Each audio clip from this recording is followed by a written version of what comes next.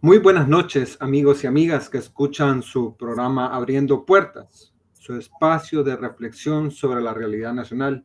Este espacio producido por el Departamento de Sociología y Ciencias Políticas de la UCA.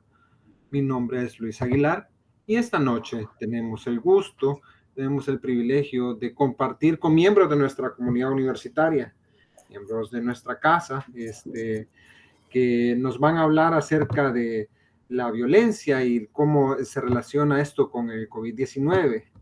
Esto en el marco de los estudios que tienen que ver con el fondo de investigación que promueve nuestra universidad. Este proyecto, llamado el COVID-19 y violencia estructural, pues ya nos van a comentar nuestros invitados acerca de quiénes lo conforman, en qué fase del proyecto van. Y déjenme presentarlos para no hacer más larga esta introducción. Tenemos como dos invitados. Tenemos al profesor Carranza. Él es doctor e investigador principal del proyecto. Cuenta con 20 años de experiencia en investigación sobre temas de exclusión y marginalidad social. Él trabajó durante 8 años en el Instituto Universitario de Opinión Pública de la UCA y desde ahí realizó estudios cualitativos y cuantitativos acerca de temas cercanos a la temática del sufrimiento y o muerte de poblaciones como consecuencia de modelos de exclusión social. En su disertación doctoral abordó la problemática de las altas tasas de homicidio desde una perspectiva del análisis cultural a través de la discusión de la relación que existe entre violencia estructural y violencia directa del día a día. También, durante el periodo 2017-2019, realizó un postdoctorado en la Universidad de Leipzig, en Alemania, en donde asumió el puesto de investigador senior para un proyecto de globalización del fenómeno de maras o pandillas. Filósofo de nuestra universidad, miembro del Departamento de Sociología y Ciencias Políticas, y no terminaríamos de describir pues, su experiencia nacional e internacional, y sobre todo un amigo y muy querido de nuestro departamento, miembro de nuestra comunidad universitaria. Muy buenas noches, Marlon. Hola Luis, muchas gracias por la invitación y gracias por la oportunidad de estar acá, de compartir un poco lo que estamos haciendo y principalmente los resultados de esta primera fase del proyecto de investigación, que ya vamos a hablar más a detalle. Por supuesto, estamos, en este espacio de radio, que la comunidad, más allá de la comunidad académica, que la comunidad afín a la universidad se dé cuenta de qué es lo que estamos haciendo, cómo aproximar el conocimiento a las grandes mayorías. Pues muy amable, Marlon, por aceptar nuestra invitación. Y tenemos también como invitado a Jorge Manuel Molina. El profesor Molina es psicólogo de profesión, posee estudios superiores en salud mental, psicología oncológica y ciencias de la salud.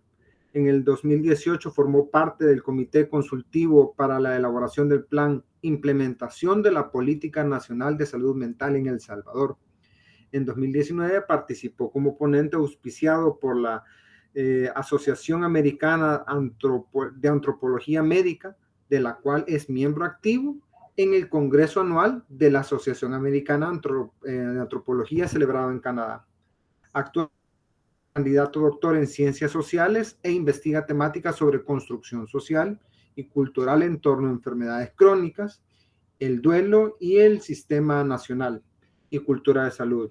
Esto desde las áreas de la antropología médica y la sociología de diagnóstico de la enfermedad y también la filosofía de la salud. También miembro de nuestra comunidad universitaria y actualmente trabaja como investigador y catedrático del Departamento de Psicología. Muy buenas noches, Jorge. Bienvenido y gracias también por aceptar esta invitación. Buenas noches, Luis. Buenas noches, Marlon. Gracias por estar aquí compartiendo con ustedes. Un gusto. Pues el gusto es nuestro y en nombre de esta audiencia de YesEUCA que se interesa sobre esos temas de realidad nacional, sé que son temas complejos, sobre todo estudiar la violencia estructural en época de COVID. Hay muchas dudas de carácter teórico, metodológico, pero quisiera quizás abordarlo de por qué estudiar esto y por qué estudiar ese tema, cuáles son esas motivaciones que los han dirigido a estudiarlo. Sí, cómo no, con mucho gusto y coincido contigo, Luis, ¿verdad? De que es un tema que nos mueve, ¿verdad? Que estamos viviendo todos en el día a día, por lo tanto que es importante como ampliar la visión. Y justamente el objetivo principal de este estudio es dar a conocer las voces, la diversidad de voces que han sido afectadas por esta enfermedad, ¿verdad? Esto como respuesta a lo que creemos nosotros que ha sido un discurso oficial bastante homogéneo, ¿verdad? Cuando se habla del COVID-19 en este país, se piensa como que todos los que sufrieron, los que pasaron por esa enfermedad son iguales, ¿verdad? Y normalmente no se habla o no se discuten las diversas maneras en cómo esta enfermedad afectó a poblaciones específicas. Y también se nos olvida que este país, El Salvador, es un país profundamente desigual en diversas maneras, ¿verdad? Tanto hay desigualdad económica y junto con la desigualdad económica también una serie de desigualdades en aquellas variables que hacen que las personas puedan aspirar a tener una mejor calidad de vida, ¿verdad? Entonces, estoy hablando como de educación, estoy hablando como salud, por ejemplo. Entonces, es simple y sencillamente por el hecho de que esta enfermedad llegó a un espacio, un territorio, ¿verdad? Tan desigual, entonces uno podría esperar que las consecuencias también de esta enfermedad sean desiguales, ¿verdad? Y que poblaciones tengan hasta cierto punto mayores desventajas a la hora de enfrentarse con cómo prevenir esta enfermedad o cómo lidiar con experiencia de estar enfermo de COVID-19 o incluso con cómo manejan sus secuelas, ¿verdad? Entonces, el principal objetivo de este estudio es ampliar las voces de aquellas personas que han padecido y han pasado por esta enfermedad e identificar aquellos que fueron probablemente más vulnerables dentro de ellos y que, bueno, nosotros llamamos, pues, ¿verdad?, a estos grupos más vulnerables, grupos que han sido afectados más por esta desigualdad o iniquidad social que nosotros llamamos violencia estructural, ¿verdad? Para nosotros, un estilo de desigualdad que te acerca más a reducir la calidad de vida en situaciones concretas específicas como es el tiempo de la pandemia, es violencia estructural precisamente porque puede tener como consecuencia un aceleramiento del deterioro de la calidad de vida o incluso un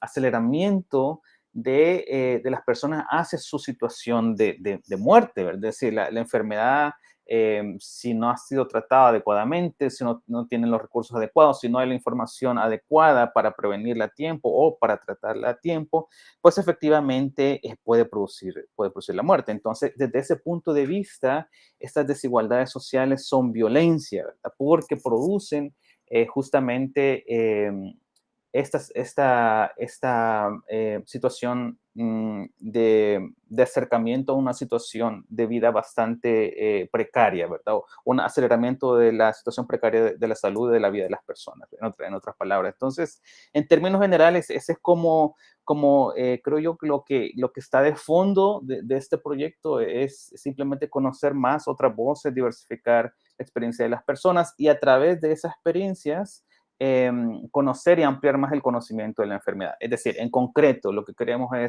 es saber cómo vivió la enfermedad del COVID aquella persona más pobre de este país, ¿verdad? Cómo vivió esta enfermedad aquel que tuvo que seguir trabajando como repartidor de comida, aquellas personas que tuvieron que trabajar en los hospitales públicos, ¿verdad? Enfermeras, médicos, incluso policías o los mismos militares, cómo vivieron esta enfermedad. Es lo mismo que una persona de sectores tal vez sociales más pudientes o cuál es la gran diferencia, ¿verdad? Que existe dentro de la sociedad y que hace que esta enfermedad no haya tenido el mismo impacto para todos. Entonces, eso es lo que finalmente queremos nosotros discutir en este proyecto. Sin duda, va de acuerdo con los valores de la universidad, con la opción preferencial por los que más sufren, por los más excluidos y excluidas.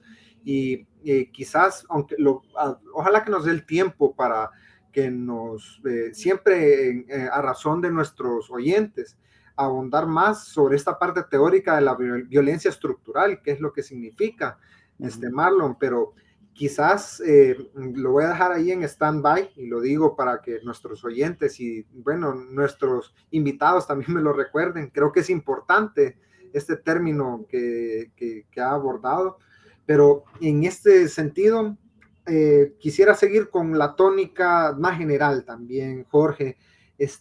Ahora, ¿quiénes lo estudian? ¿Quién es este grupo de profesionales y que han conformado este grupo de investigación y cómo ha sido este proceso de verlo de diferentes áreas, si es que es así? Bueno, surge, yo creo que de esa inquietud de poder ver esta coyuntura, ¿verdad? Desde un enfoque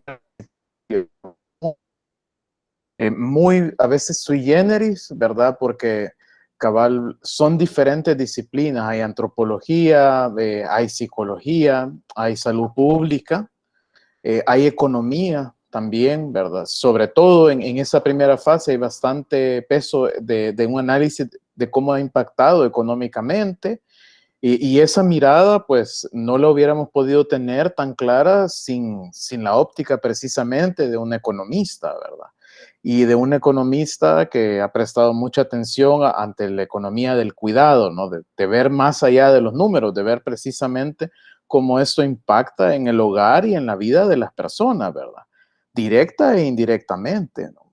También en el caso de Federico, que es un candidato a doctor en ciencias sociales, que tiene mucha experiencia también en la semiología y en la antropología de la gestualidad, ¿verdad? Conocer cómo incluso estos artefactos, por decirlo así, se van a volver en una parte de la investigación un protagonista, ¿verdad?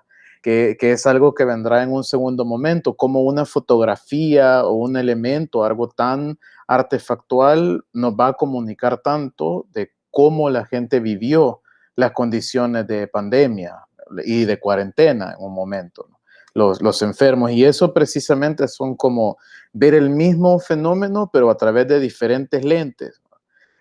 Luego tratar de encontrar puntos de encuentro, vínculos entre esos lentes, ¿verdad? Entre la economía del cuidado, el impacto que puede tener en un hogar y los recursos, pero también entender de que en el Sistema Nacional de Salud hay un copago, aunque sea mínimo, directo, y también hay un recurso indirecto que se va aquí, ¿verdad? Como la accesibilidad, y hay un impacto económico, pero también es un impacto que altera la expectativa en cuanto al uso del sistema de salud nacional, público o privado, ¿no? Y todo eso se va articulando desde una óptica de salud, desde una óptica economista, también desde una óptica de las ciencias sociales y sobre todo desde la vivencia de los individuos, ¿verdad? De las y los individuos, de la experiencia y la interpretación que ellos pueden tener de lo que les está sucediendo, ¿no? Y eso precisamente te lo dan diferentes lentes, ¿no? Y te permite ver qué puntos de encuentro hay o ser un poco más, quizás no diría extensivo, sino que profundizar más en diferentes capas donde se puede ir expresando este abordaje de la violencia estructural, ¿verdad? Porque precisamente en salud podías ver algunos impactos, pero también hay otras capas de esos impactos que van alterando una vida económica y un cotidiano y que a largo plazo van generando otras alteraciones, ¿verdad? Y que van siendo resultado de procesos sociales e históricos, ¿verdad? Es como hay cosas que son bien repetitivas cuando uno estudia ese fenómeno. Y precisamente el ver este estudio desde un enfoque interdisciplinario, porque ninguno compartimos la misma disciplina, ¿verdad? Todos tenemos una formación bien distinta, ¿verdad? En apariencia, ¿verdad? En formalidad, pero ya en realidad, en la práctica, se comparte el quehacer disciplinario, ¿verdad? Se nutre una disciplina de la otra. Eso creo que ha sido como en respuesta a lo que me decís. Y eso me da otra pregunta, no solamente quiénes, sino el cómo hacer este abordaje metodológico con esta, digamos, oportunidad que genera el tener a gente de diferentes disciplinas. También genera desafíos en el cual implica, bueno, yo soy más cuantitativo, yo soy mixto, yo soy cualitativo, hay métodos que se alejan de estos paradigmas, digamos, más o menos dominantes. ¿Cuál es el abordaje que ustedes han determinado o han establecido para abordar ese tema?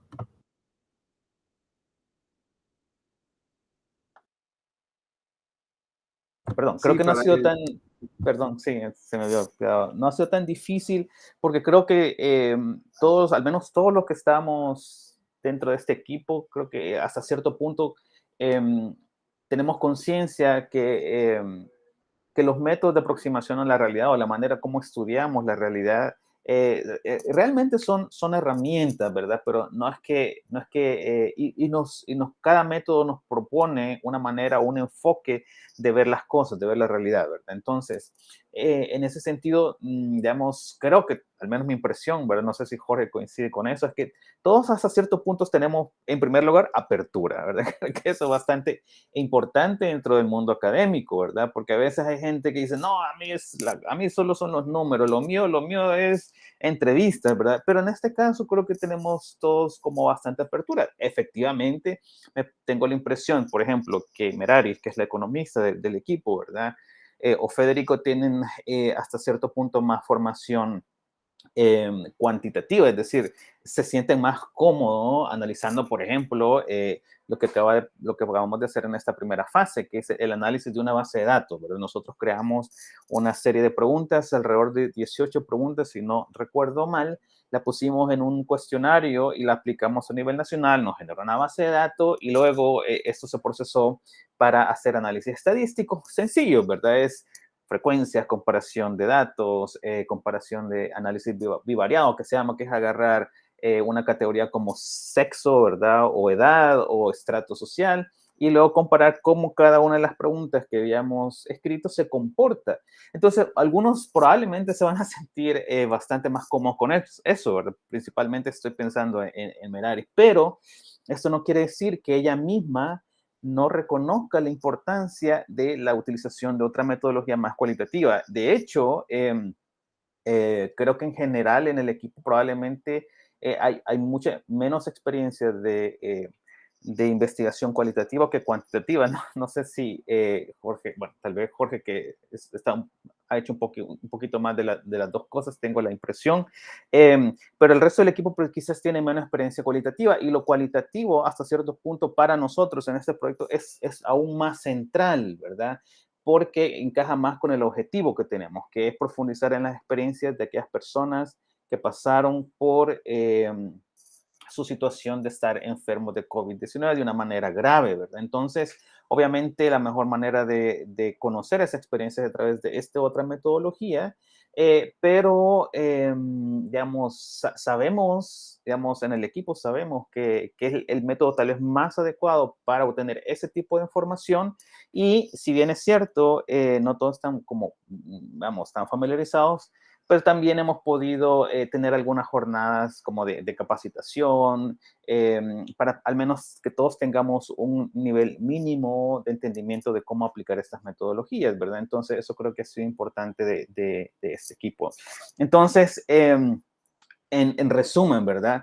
Este proyecto básicamente ocupa ambas metodologías, cuantitativa y cualitativa. Ahorita la que acabamos de presentar hace una semana fue la metodología, los resultados de la metodología de una encuesta que es más cuantitativa y estamos en el proceso de iniciar ahora la fase de entrevistas a profundidad, que es la metodología más cualitativa. Pero realmente creo que todos estamos bien entusiasmados con todo, ¿verdad? Es decir, creo que en el conjunto es difícil plantear investigaciones que puedan tener un nivel de integración de ambos métodos y en este caso creo que se va logrando, tengo la impresión, aunque claro, estamos todavía a mitad del camino, por decirlo de alguna manera. No sé, Jorge, que si tienes alguna opinión sobre eso.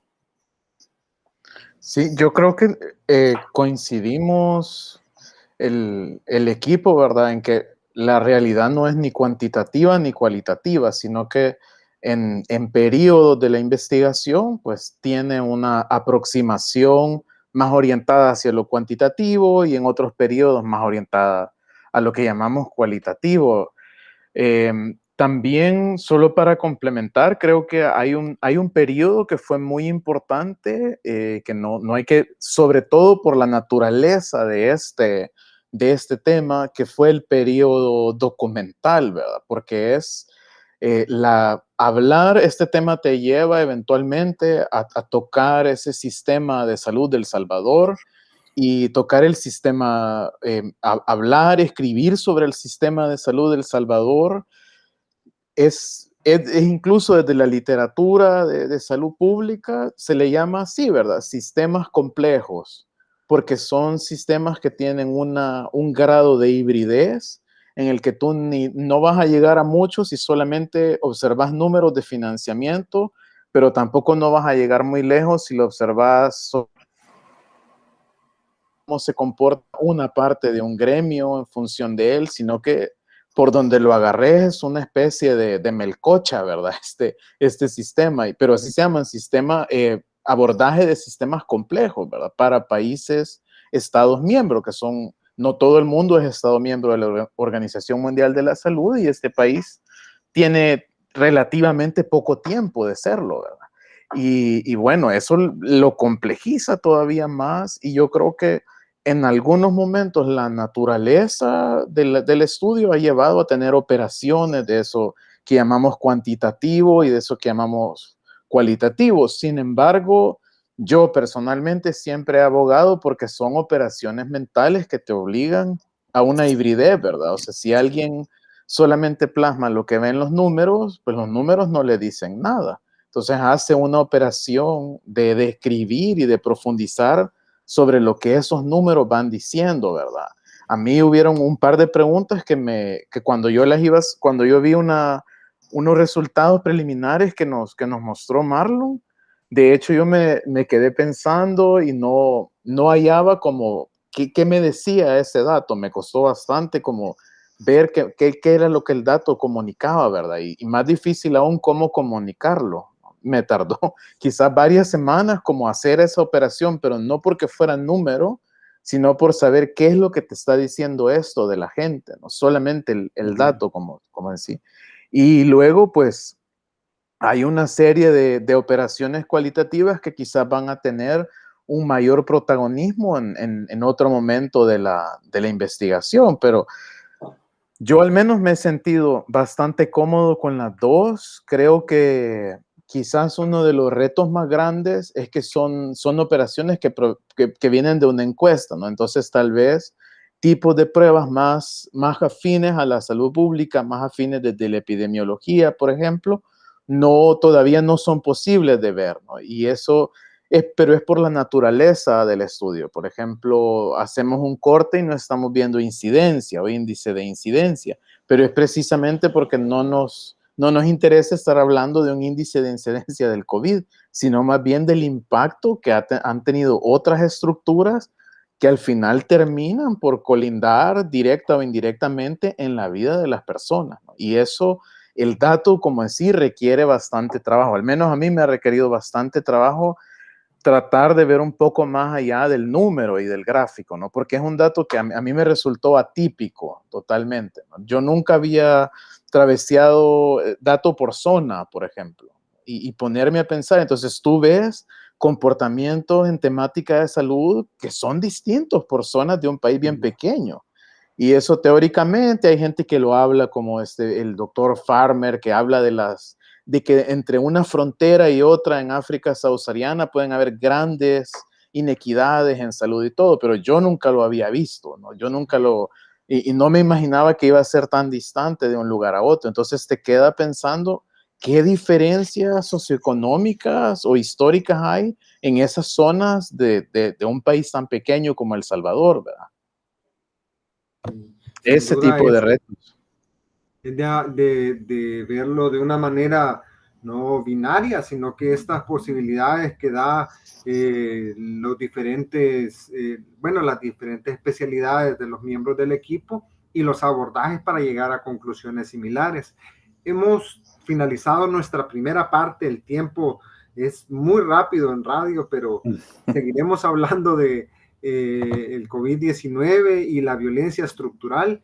Estamos esta noche hablando con Marlon Carranza y con Jorge Molina. Regresamos después de esta pausa comercial a su programa Reflexión de la Realidad Nacional, Abriendo Puertas.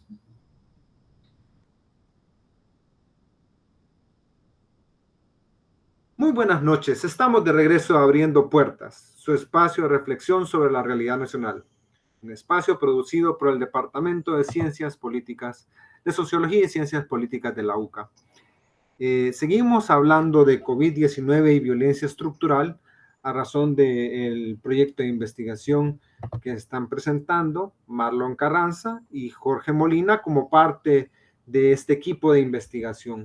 Antes de continuar con nuestra entrevista, vamos a una sección retomando parte de lo que han planteado los compañeros en su investigación, y esta sección se llama Así lo dijo.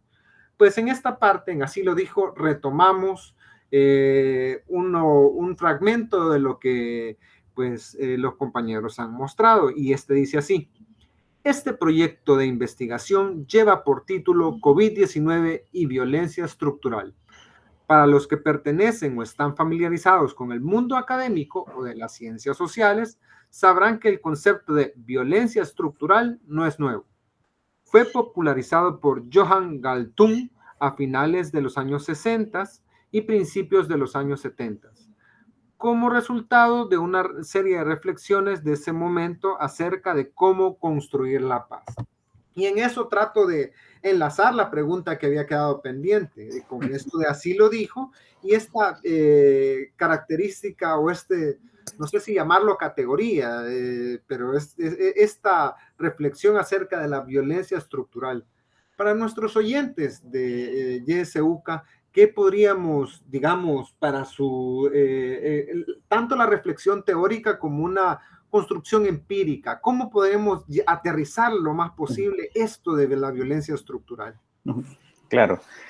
Bueno, yo creo que hay al menos dos elementos que nos deben de ayudar a entender la violencia estructural, ¿verdad? En primer lugar, que se contrapone a otro concepto que es violencia directa. Violencia directa es como que yo, ¿verdad? Marlon, de repente te encuentro en la calle, Luis, y entonces yo directamente hago un gesto violento físico a tu persona, ¿verdad? Entonces, en esta acción violenta que yo estoy ejerciendo, que es que ponele que te empujo, ¿verdad? Entonces, vos me ves, ¿sabes quién es el victimario? Es una violencia normalmente física, y probablemente podés darte cuenta que mi intención desde el principio era empujarte y hacerte daño, ¿verdad? Ahora, ese tipo de violencia directa, que se llama así, contrasta con el concepto que desarrolló este autor que se llama Johan Galtung, en el sentido de que para él hay un tipo de violencia que no responde necesariamente a la acción de una sola persona que tenga la intención de hacer daño físico y directo, como en esta interacción que yo estoy haciendo caricatura en este momento, sino que la violencia estructural, por decirlo de alguna manera, no proviene solamente de una persona que es el victimario, sino que proviene de instituciones, proviene del Estado, proviene de la manera en cómo la sociedad se ha organizado a nivel económico, a nivel político o incluso a nivel cultural. Entonces, esta manera en cómo la sociedad organiza, obviamente,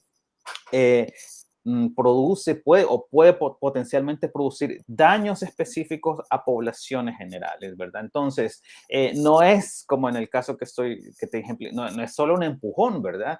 Pero la acción violenta es el deterioro paulatino a través del tiempo de la calidad de vida de grupos poblacionales específicos, ¿verdad? Y entonces Johan Galtung dice, ¿Por qué los obreros tienen una esperanza de vida? La esperanza de vida es la cantidad promedio de años de vida que viven ciertas poblaciones. ¿Por qué un obrero, verdad? ¿O por qué los mineros o ciudades que están donde su economía es sobre las minas o el agro, verdad? ¿Por qué los campesinos tienen en promedio menos años de vida que si vivís, por ejemplo, en una colonia específica en San Salvador?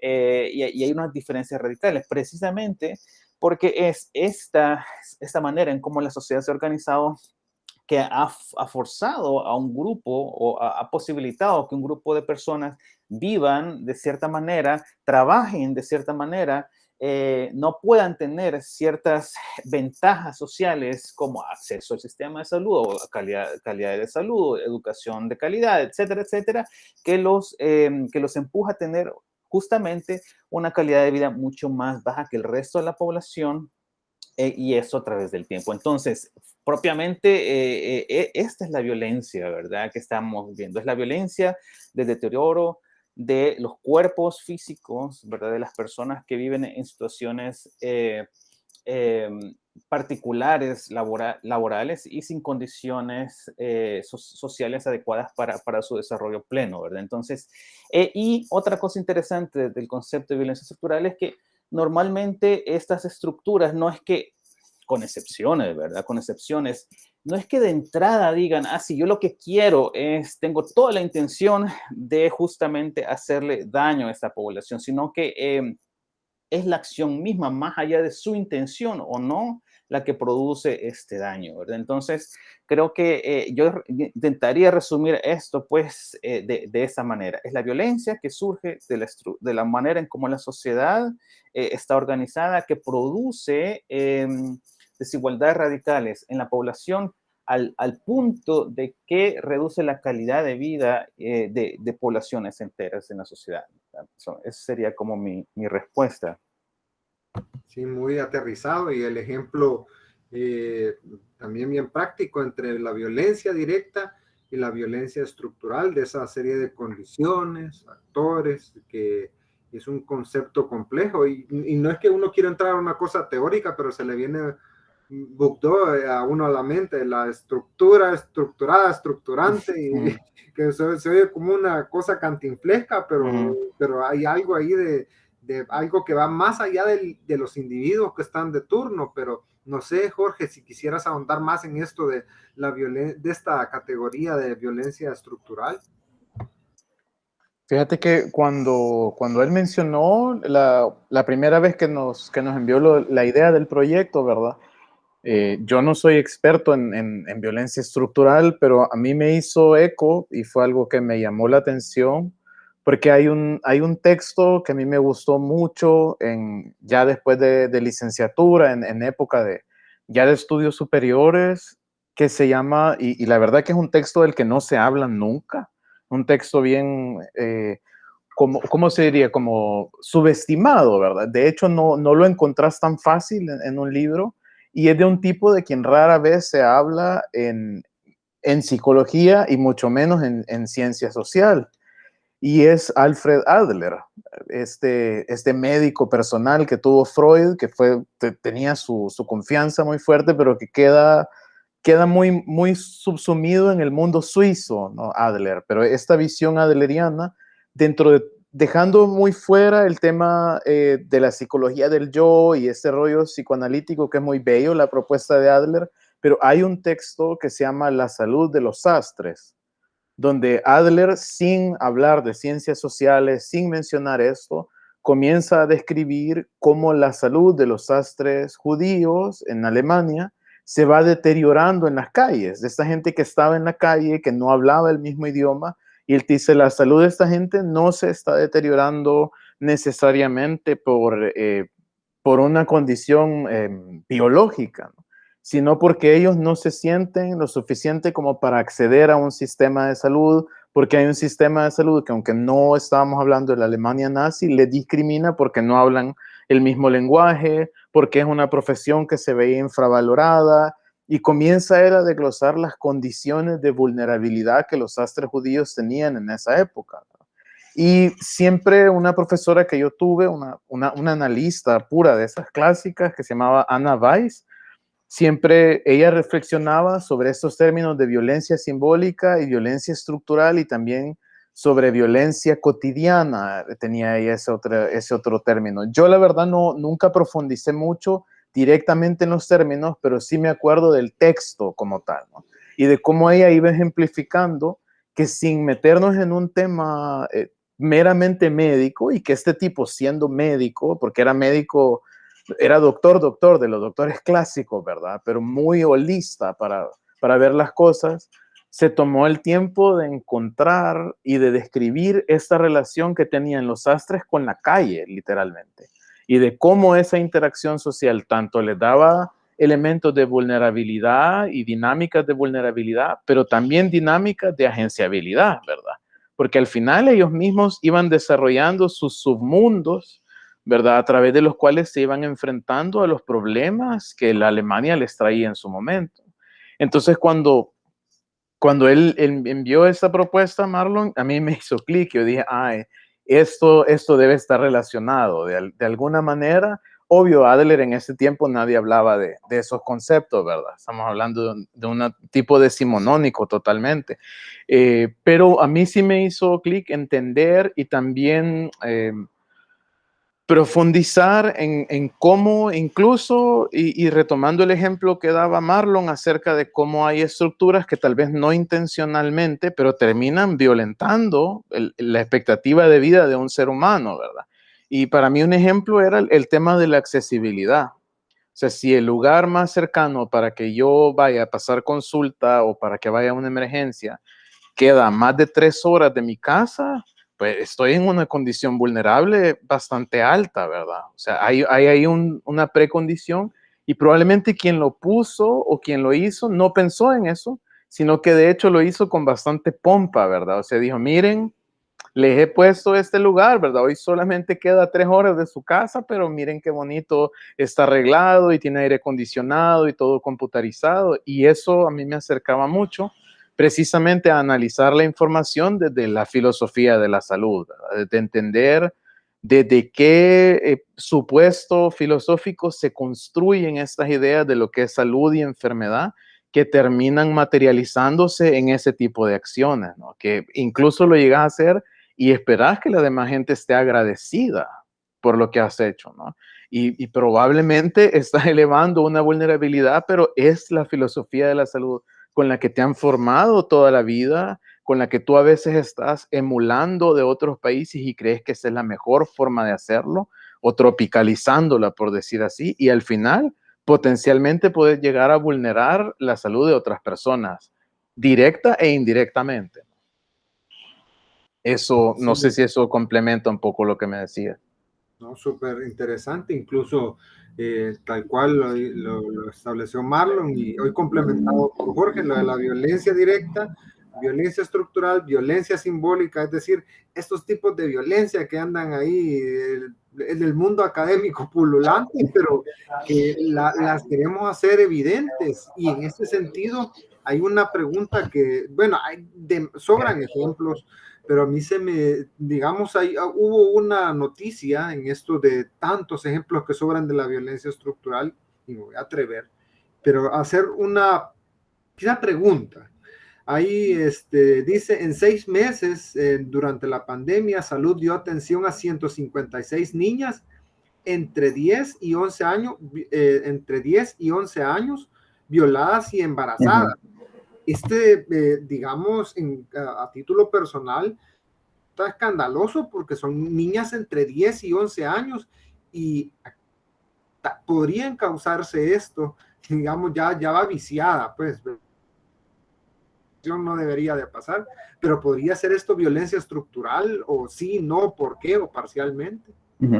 Sí, yo creo que tiene elementos de violencia estructural, claro, ¿verdad? Yo creo que desde diversas maneras. Habría que analizar un poquito más el perfil, me parece a mí, de estas niñas para entender mejor cómo la violencia estructural funciona, pero intuitivamente uno podría pensar que son personas que viven en lugares probablemente que no tienen niveles educativos altos o que no tienen tal vez digamos, lugares de acceso fácil a instituciones que pueden proporcionar mejor orientación, ¿verdad?, en estos temas particulares.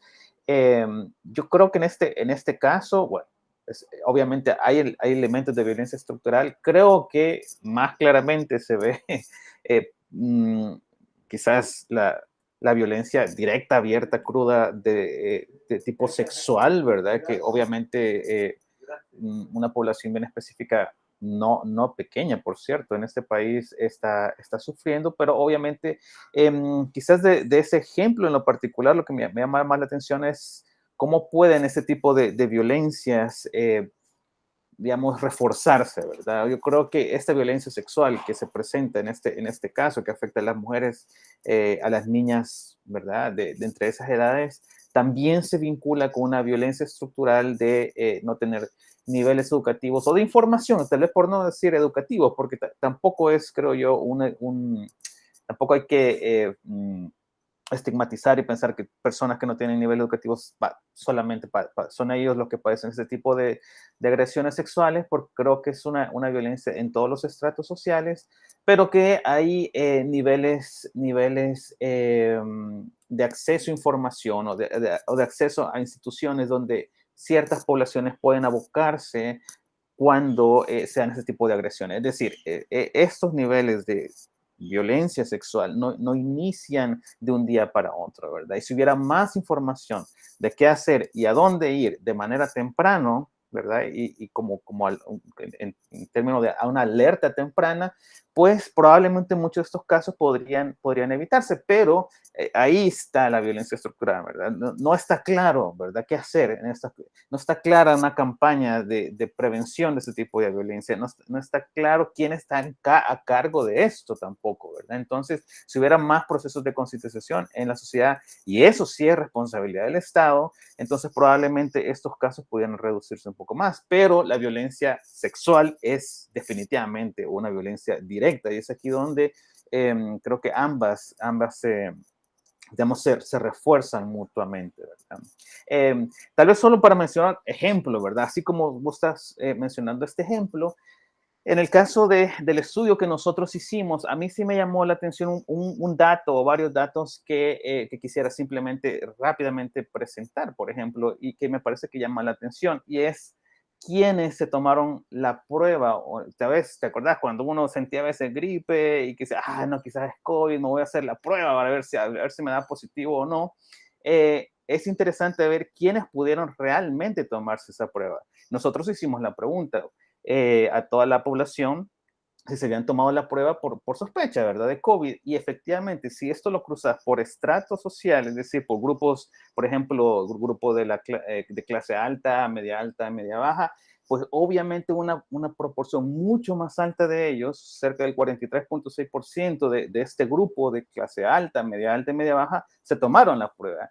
Pero si ves, por ejemplo, cuántos del sector obrero y marginal se la tomaron, ya empieza a bajar, ¿verdad? Fueron un 38%. Y si le preguntas todavía a la gente de los sectores rurales cuántos de ellos se lo tomaron, pues esto nada más fue un 27%. O sea, pasaste del 43% de las clases altas a un 27%. Pero eso ¿qué te dice? Bueno, te dice muchas cosas, ¿verdad?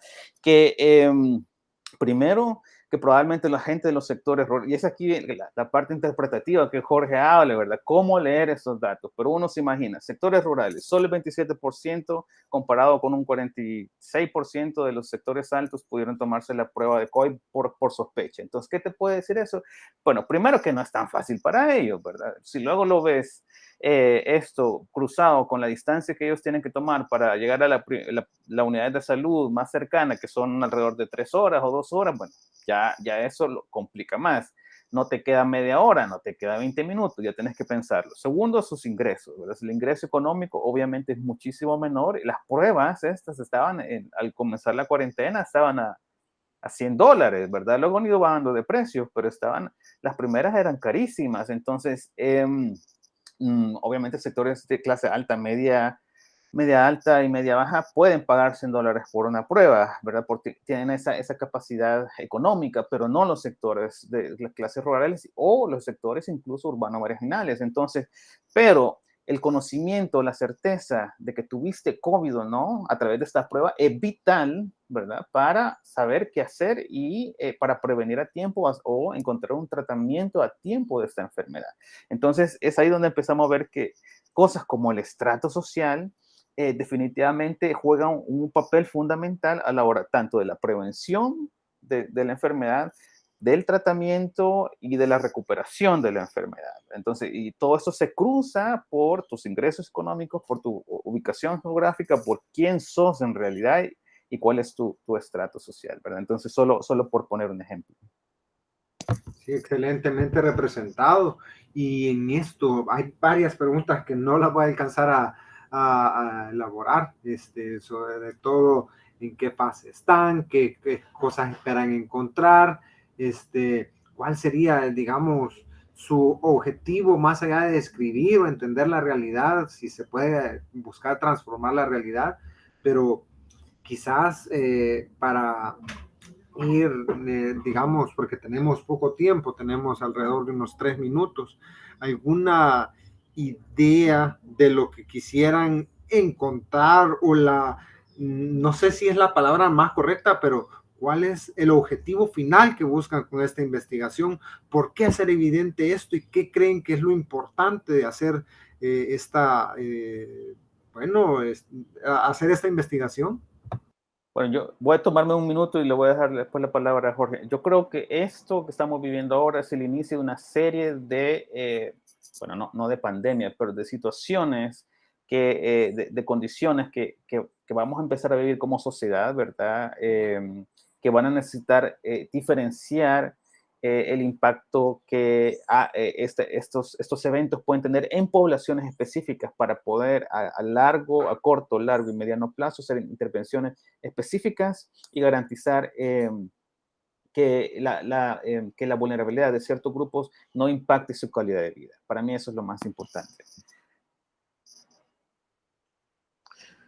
Bueno, yo creo que aparte de lo que dice Marlon, se presenta una oportunidad porque de aquí en adelante, quizás del 2019, el mayor reto en los mundos de salud y en las ciencias sociales va a ser la obtención de la información, ¿verdad?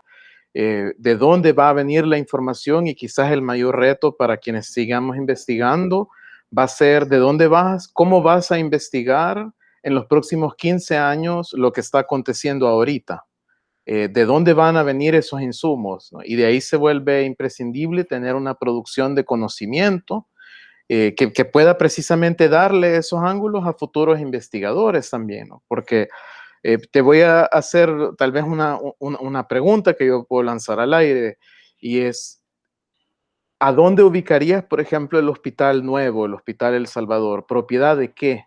Un hospital que recibe fondos del MOP, que es para cotizantes y no cotizantes, que se da en un contexto de enfermedad, pero habla de fundar una unidad de salud pública. O sea, lo tenés todavía en una etapa embrionaria, híbrida, en medio de bastante diría un poco de polémica, ¿verdad? De cómo nace, en qué condiciones se da esto, ¿no? Y entonces, pensando de cara a un futuro, ¿cuáles van a ser las herramientas que vas a tener para estudiar este panorama? Y es precisamente la importancia de una oportunidad coyuntural, de una crisis sanitaria y social, de poder documentar cómo eso va impactando en diferentes ángulos en un país como El Salvador, ¿verdad? Con un sistema de salud que históricamente te viene presentando una cantidad enorme de anomalías y de hibridez desde los años 30, ¿verdad? Si uno estudia cómo nace este sistema, es un híbrido entre cotizantes, luego, ¿cómo se diría esto? Filantropía, regresa y quizás lo quisiera resumir de esta manera, es también una oportunidad de estudiar un regreso a su punto original, al menos en este momento, porque parece manejar una tendencia a regresar a la centralización de los servicios de salud. Si desde los años 30 hasta más o menos el 2007 y el 2009 se planteaban esfuerzos de reforma de ley en salud para poder abrir una descentralización y un trabajo regional y comunitario a través de ciertas unidades que se van creando, Ahora parece que eso retorna a su punto original, ¿verdad? Va cerrando esos espacios y va retornando otra vez a una centralización, y es que quienes van siendo tomadores de decisiones va siendo el Estado en su totalidad, ¿no? Ya esos comités consultivos de salud pues probablemente adquieran otro matiz en un futuro, no lo sé, pero incluso en algún momento nosotros hablábamos de cómo simbólicamente parecía tender hacia una especie de militarización del servicio de la salud, incluso a nivel mediático, ¿no? A nivel mediático tú ya veías en un inicio más cara militar que cara médica, y no quiero decirte si es bueno o es malo, pero es importante que alguien vaya documentando esto desde diferentes ángulos, ¿no? Y ofreciendo esa posibilidad, porque el gran reto de aquí en adelante va a ser cómo vas a ir estudiando los problemas de las crisis sanitarias y sociales en los próximos 10 años, ¿verdad? Y va a demandar mucho subregistro también. Sí, sin duda, y es un reto pues muy grande con el acceso a la información y los resultados que quedan ya invitados nuevamente para que nos expresen lo que vayan encontrando. Nosotros agradecidos con la audiencia que nos ha prestado su atención, con ustedes que han sido muy amables en expresarnos lo que llevan ahorita. Nos quedamos cortos, pero esperamos en una próxima oportunidad tenerlos Abriendo Puertas, espacio de reflexión sobre la realidad nacional, producido por el Departamento de Sociología y Ciencias Políticas de la UCA. Mi nombre es Luis Aguilar y nos escuchamos en una próxima oportunidad.